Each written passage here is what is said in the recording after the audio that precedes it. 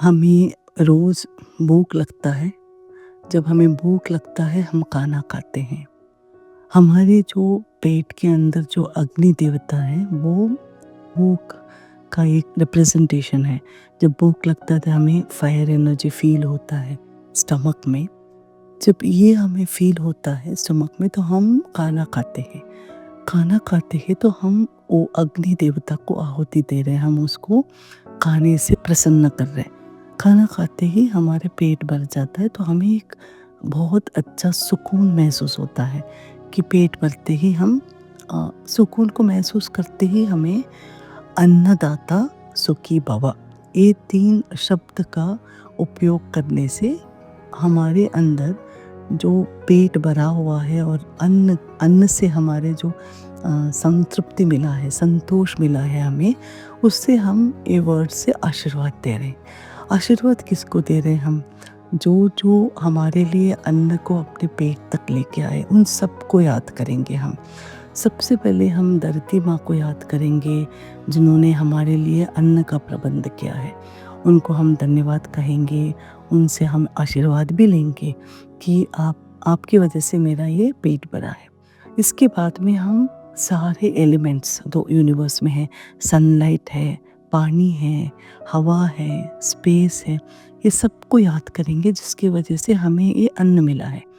ये अन्न हमें फार्मर्स से मिलते हैं जो खेती में इतना मेहनत करके हमें पूरा क्रॉप्स को ये लोग ग्रो करते हैं, उनको हम याद करेंगे। वहाँ से ये दुकान तक जाता है तो दुकान वाले को हम धन्यवाद कहेंगे जो माध्यम बने हैं। उसके बाद में ये आपके घर में आता है, फिर आपके घर में कोई खाना बना रहा है, उनको हम धन्यवाद कहेंगे। फिर वहाँ से आपके ये जो खाना आपकी थाली में आया है, किसी ने भी परोसा है, उनको हम धन्यवाद कहेंगे। इतने लोगों को हम जब याद करके धन्यवाद कहते हैं, उन सबको हम आशीर्वाद करते हैं, ब्लेस करते हैं कि अन्नदाता सुखी भव। ये शब्द हम जब यूज़ करते हैं, इसकी जो वाइब्रेशंस है, इससे जो एनर्जी उत्पन्न होती है शब्दों से, ये पूरे हवा में जा कर के हर जगह पे जिसको आपने ब्लेस किया उन तक पहुंच जाता है। ये जब उन तक पहुंच जाता है, उन सबको एक सुकून मिलता है।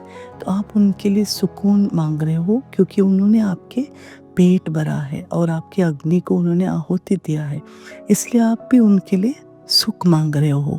आप भगवान को बोल रहे हो, यूनिवर्स को बोल रहे हो कि इनको सुखी रखो क्योंकि उन्होंने हमारा पेट को भर के उन्होंने हमें सुख दिया है। जब हम सुख की बात कर रहे हैं, उनको शांति दे, सुख दे, क्योंकि उन्होंने इतना मेहनत किया है, इतना खाना हमारे थाली में लाने के लिए। ये जो मंत्र जाप है बहुत पावरफुल है।